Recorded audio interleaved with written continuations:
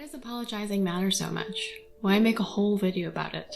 Well, humans are social beings, and when we form relationships, it's not really likely for us to see eye to eye with everyone in our life 100% of the time. So disagreements are bound to happen.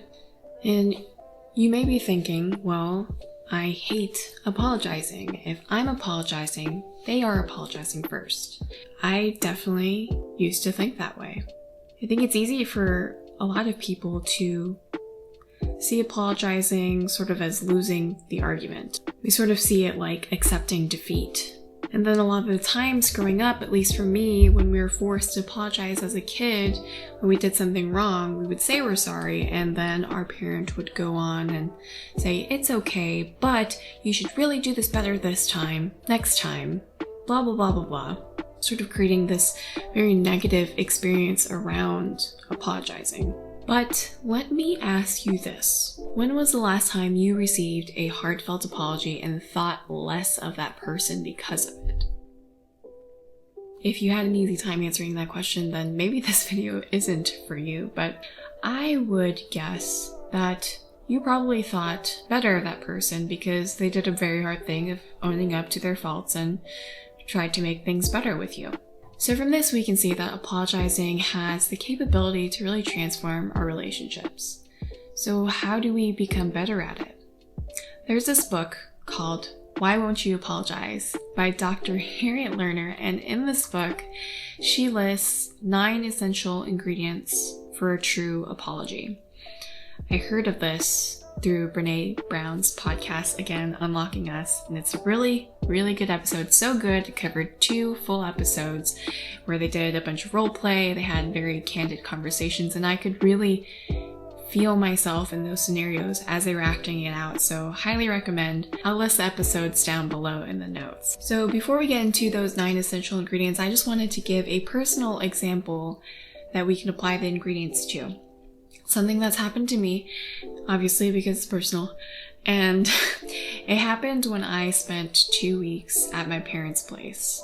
I was driving over there and ironically listening to these podcasts, and I was worried because my mom and we tend to butt heads, and I was working from home, both my parents were working from home, we didn't really do much on the weekends, so I just felt like there was going to be a lot of opportunity for us to butt heads, and lo and behold, the very first weekend I was back, we got into an argument. And it was a very simple, silly thing, really. I was making homemade Nutella, as you do during quarantine. And the recipe that I was following said to use a high-powered blender. She had a Vitamix, and to blend the hazelnuts at low for 10 minutes. And she was worried that the engine was going to cut out, but I told her, no. It says that in the recipe, it'll be fine. And of course, the engine cut out, and when it did, she had a response that took me back to my childhood days. And I didn't realize at the time, but my face was translating my feelings, and I was giving her this nasty look. And she looks at me and says, "What? Why are you giving me that look?"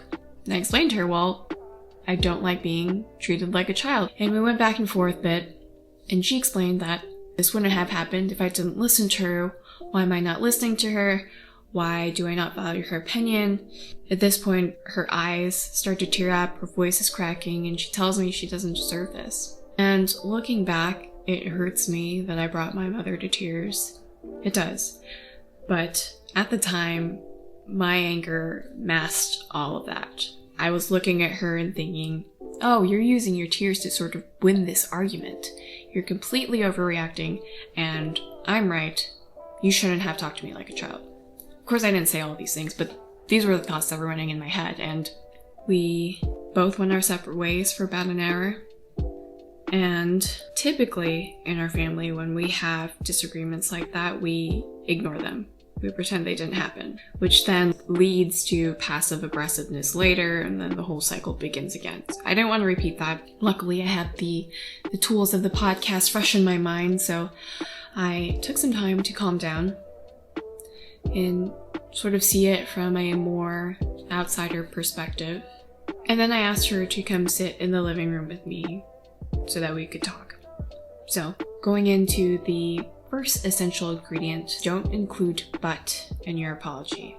I could have easily said, I'm sorry I didn't listen to you, but you were treating me like a child. Saying this, it gives an excuse for your behavior, kind of explains why it was okay, and really negates the whole point of an apology. So, number 1, keep your butts to yourself when apologizing. Number 2 is a really good one. Keep your focus on your actions and not the other person's response. So, in my apology, I said, I'm sorry that I hurt you, emphasizing the action that I did. Another way to say this, and it's just a very slight spin, but you'll notice that it has a very different feel to it, is I'm sorry that you feel hurt. I'm sorry that you feel offended. I'm sorry that you feel disrespected. Just the focus on that other person, it just says that you're sorry that they took it that way, instead of saying that I'm sorry for what I did. Number 3 is include an offer of reparation or restitution that fits the scenario. In my situation, I offered that moving forward, I would be nicer in my conversations with my mom and not really letting our pain points of our relationship escalate to that level, that we can just have normal conversations if we start to feel like we're butting heads again. I also told her that I would listen more. 4 is don't overdo it. So it kind of ties in with number 3. Have an appropriate level of apology for the action that was done. So in this scenario, an example of overdoing it would have been saying, I'm so sorry, you're the best mom ever, I'm the worst daughter ever, I'll buy you a new Vitamix. That is just completely unnecessary and not really needed for this scenario. 5 is don't get caught up on who's to blame or who started it. So with this, I could have easily thought that because she treated me like a child, I gave her that look and we got into that argument. If she didn't do that, then this wouldn't have happened, and therefore I will not apologize. But instead, I focused more on the hurt that I inflicted or caused, and that really propelled me to want to make amends. 6 is do your best to avoid a repeat performance. So yes, I am an adult, but you know what? Sometimes mother still knows best, and at least for me, my mom always has my best interests at heart, so knowing that really she just wants to help me out, and that wanting to make homemade Nutella is a very random task that she graciously offered to help me with, she's really just looking out for me, and therefore I should be more open to her suggestions.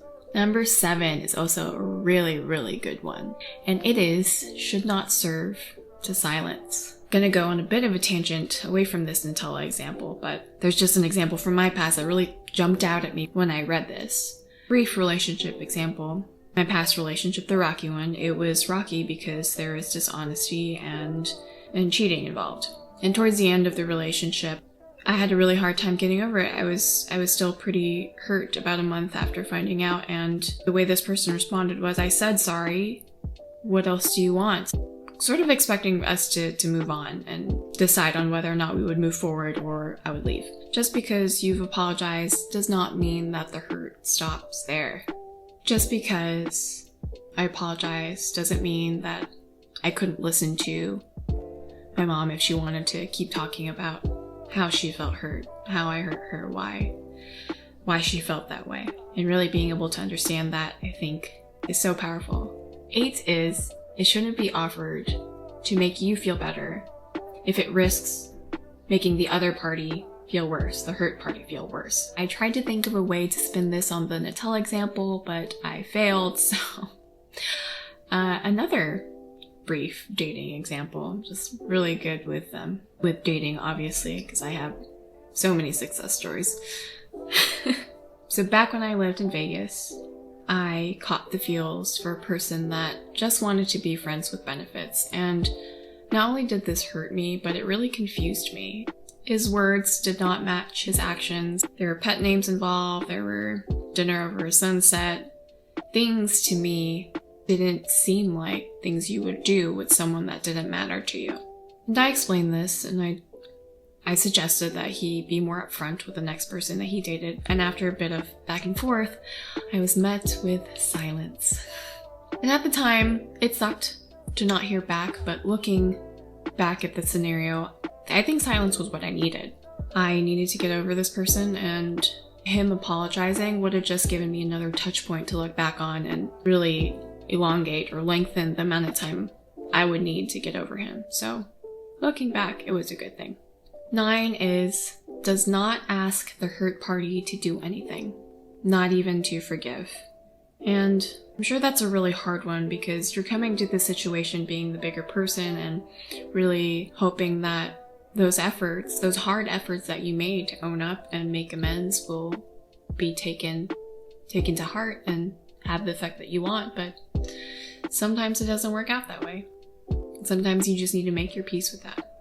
In this scenario with my mom, at the end of my apology, when I said I'm sorry that I hurt her and didn't listen to her and that she felt that I disrespected her. See, I was about to say that she felt disrespected. It's a good catch there, Nicole. I explained this wasn't me trying to provide an excuse, but to shed a bit of light on why I acted the way I did. I explained that growing up, whenever we got into disagreements, I was always the wrong one. Even when I thought I had a point to make, I would always have to close my mouth and accept that I was the wrong one and to apologize. And because of that, growing up as an adult, I tried to speak my mind more and therefore maybe was less inclined to own up to when I made a mistake, specifically with my mom. And that I was sorry for that as well. So after that apology, I gave her some space and gave her some time to process. But not only did she accept my apology, but she apologized to me as well and told me how proud she was of me, that I work really hard and try to pay back what they've given to me. It was a really nice, heartfelt moment. She was bawling her eyes out, and then I started to bawl my eyes out, and it was beautiful. And her and I really strengthened our relationship from that. And it wouldn't have been the case if it wasn't for these 9 essential ingredients. And luckily, I listened to them on my drive over there. It's almost like I knew I was going to need it. So to close, learning how to effectively apologize can really transform your relationships. There's so much strength in owning up to what you did and trying to make amends for it. We're all human. We all make mistakes. So let's own up and be better about it. Let's grow and learn from it. So I hope you found this video helpful. If you did, give it a thumbs up. Hit that subscribe button if you are interested in hearing more of this kind of content so that you don't miss any future videos. So with that, I'll see you all next time.